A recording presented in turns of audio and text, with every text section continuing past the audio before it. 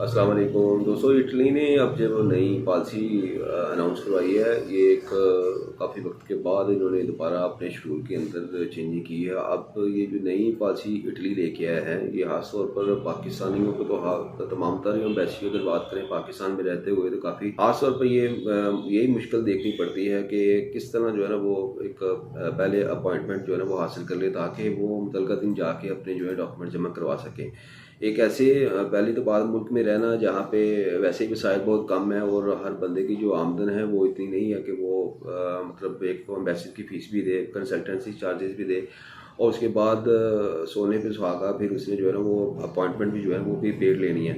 जो दोस्तों की जो एप्लीकेंट होते हैं उनकी कॉल्स आती रहती है कि जी हमारा वर्क परमिट आ गया हुआ है, हमारा इटली से वर्क परमिट आ गया हुआ है, हमारा ग्रीस से वर्क परमिट आ गया हुआ है, हमारा इसी तरह स्पेन या दूसरे ममालिक से भी हमारा वर्क परमिट आ गया हुआ है। लेकिन उसके बाद आगे जो हमें मसाइल का सामना करना पड़ रहा है वो मेन यही है, हमें अपॉइंटमेंट जो है ना वो नहीं मिल रही। तो इसके लिए जो है हमें इसके लिए जो है ना असिस्ट करें, वो किस तरह जो है ना हम ले सकते हैं। अब तो ज़ाहिर बात है, जिस तरह की सूरत हाल चल रही है पाकिस्तान के अंदर, हर बंदा जो है वो इस चीज़ को देखता है,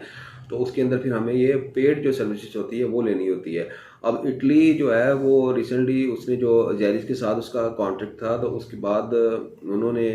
पहले जो इसकी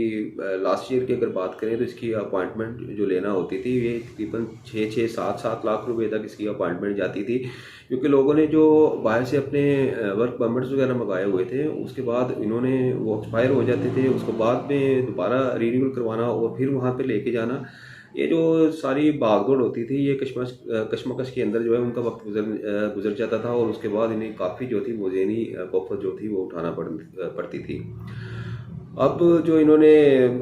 उसके बाद जो इन्होंने अपनी इसमें चेंजिंग की थी, वो ये चेंजिंग की थी, इन्होंने कहा था कि ठीक है जी आप कॉल करें एम्बेसी के अंदर, ये एक आपको जो है ना वो मखसूस नंबर दे दिया जाता है, इसके अंदर आप इस नंबर पे आपने जो है ना वो ट्राई करनी है, कांटेक्ट करना है, और उसके बाद आपने अपना जो डिटेल होगी वो हमसे शेयर करनी है, और आपको हम अपॉइंटमेंट दे देंगे, और आप उस अपॉइंटमेंट के हिसाब से मुकर्रर दिन आके अपने डॉक्यूमेंट्स वगैरह लीगलाइजेशन करवानी है, अगर किसी ने अपने डॉक्यूमेंट्स वगैरह जमा करवाने हैं तो आप इसको करवा सकते हैं। लेकिन अब पाकिस्तान के अंदर इतना ज़्यादा फ्लो है, इतनी ज़्यादा इसकी डिमांड है कि हर बंदा ही जो है ना वो इस कॉल के ऊपर लगा हुआ है, और ये इतना आसान तो होता नहीं है। काफ़ी तजिया अगर कहते हैं जी वो पहले आसान था बनिस्बत जो अभी इन्होंने 2024 के अंदर, ये जो मार्च के अंदर इन्होंने अनाउंसमेंट अभी इसके नहीं की है कि जी ये जैरी से अब इनका कॉन्ट्रैक्ट ख़त्म हो गया है। अब वहाँ से कॉन्ट्रैक्ट ख़त्म होने के बाद इन्होंने अब दोबारा जो है वो कॉन्ट्रैक्ट बीएलएस को दे दिया, और बीएलएस के साथ अब देखें क्या मामला चलते हैं। अब ये मंडे से ऑनवर्ड इसमें जो नई प्रोग्रेस होगी कि किस तरह हम इसकी जो है वो अपॉइंटमेंट जो है हम लेते हैं, या अपनी अपॉइंटमेंट किस तरह जो है हम यहाँ पे जमा करवा पाते हैं। अब ये तजिया कार कहते थे कि ये बड़ा आसान था, पहले फ़ोन कॉल करते थे, लेकिन हमारे जितने भी कैंडिडेट थे या लोगों के हमसे कांटेक्ट किए हैं, ज़ाती तौर पे हमने खुद भी ट्राई की है, जब हम यहाँ पे कॉल करते थे इस नंबर के ऊपर, तो वहाँ से कांटेक्ट होता ही नहीं था, या तो उनका नंबर मुसलसल बिजी जाता रहता था, या शाज़ो नादर अगर किसी का नंबर मिल गया तो ये बड़े वो बंदा हम उसको लकी समझते थे। अब उसके बाद इन्होंने क्या किया है, अब इन्होंने दोबारा इसके अंदर चेंजिंग की है। बहुत सी कंप्लेंट्स वगैरह इनको जाती रही थी कि आपको इसके ऊपर जो है ना वो सोचना चाहिए, तो उसके बाद अब इन्होंने अल्लाह का शुक्र है कुछ सोच लिया है। अब ये देखते हैं इन्होंने ये इस जो इनकी ये सोच है इसके अंदर जो इन्होंने अब नया जो तरीकाकार दिया है, ये कितना जो है ना आवाम के लिए मुफीद होता है, कितना जो है इससे वो फ़ायदा उठा सकते हैं। अब इसके अंदर करना ये होता है कि बीएलएस के अंदर जिस तरह दूसरे मतलब यूरोपियन कंट्री के अंदर इन्होंने वो रखा हुआ है कि आप इस अपॉइंटमेंट के लिए पेज के ऊपर जाते हैं और वहाँ पे अपना यहाँ अकाउंट बनाते हैं, और इसी तरह इन्होंने भी ये जो अपना पोर्टल मतलब मुतारफ़ कराया है, वहाँ पे हम जाएंगे और वहाँ पे जाने के बाद अपना एक अकाउंट हम क्रिएट करेंगे, और उस अकाउंट के ज़रिए हम अपनी तमाम सारे डिटेल्स वगैरह होंगे वो वहाँ पे डालेंगे। लेकिन एक बात आपको यहाँ पे बता देता हूँ, ये इतना आसान नहीं होगा जितना ये कह रहे हैं, क्योंकि इसके लिए इन्हें मेरे नज़रिए के मुताबिक काफ़ी मेहनत करना पड़ेगी, फिर ही जाके कोई एक अथेंटिकेट का मामला निकलेगा जिससे हम एप्लीकेशन वगैरह अपनी जो है ना वो ख़ास तौर पर ये अपॉइंटमेंट जो है ना वो ले सकते हैं, या जो लोग लीगलाइजेशन करवाना चाह रहे हैं उनका जो है ना वो कुछ मामला हो सकते हैं। लीगलाइजेशन की बात करें तो इस वक्त जो इटली के तमाम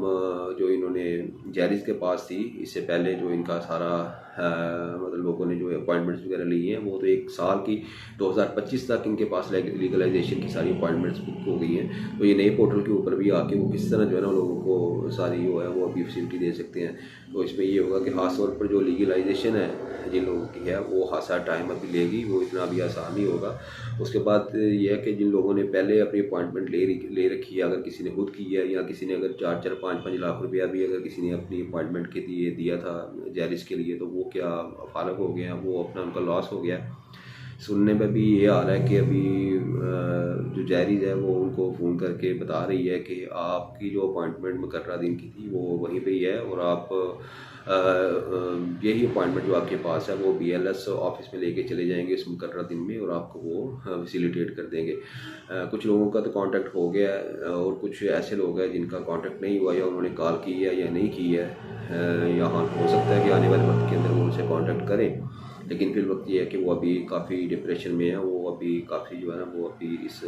मतलब सोच रहे हैं कि उनके जो उन्होंने पे किया हुआ है उसका क्या बनेगा। तो ये अभी लेट्स सी देखते हैं, अभी इसके ऊपर कोई किसी किस्म का डिसीजन नहीं हुआ कि वो जो लोग अभी तक वो एप्लीकेशन वगैरह जो अपॉइंटमेंट का कंफर्मेशन थी वो अभी क्या उन्होंने करना है। इसके बाद ये है कि अभी जो इनका ये पोर्टल खोला है उसके ऊपर उन्होंने कुछ अनाउंस कर दी हैं अपनी फीसेस वगैरह, जो उन्होंने शेड्यूल अपना बनाना था वो शेड्यूल जो उन्होंने दे दिया है कि हर कैटेगरी के अंदर अगर आप इस कैटेगरी के अंदर अप्लाई कर रहे हैं तो उसकी कितनी फीसेस वगैरह आपसे चार्ज होगी। मज़ीद अब इनकी नई जो अपडेट्स होती हैं वो देखते हैं, जो इन्होंने नया अपना शेड्यूल्स वगैरह बनाया है वो क्या आवाम के लिए फ़ायदेमंद होगा। दोस्तों, अगर आपको किसी किस्म की अपॉइंटमेंट्स वगैरह चाहिए, आप अपने डॉक्यूमेंटेशन अप्लाई करवाना चाह रहे हैं, या आप एम्बेसी में अपना वीज़ा फ़ाइल करना चाह रहे हैं, तो आप हमसे रब्ता कर सकते हैं। अपना बहुत सा ख्याल रखिएगा। एक नई अपडेट के साथ दोबारा आपकी खिदमत में हाज़िर होंगे। वीज़ा स्टैम्प कंसल्टेंसी से आपको।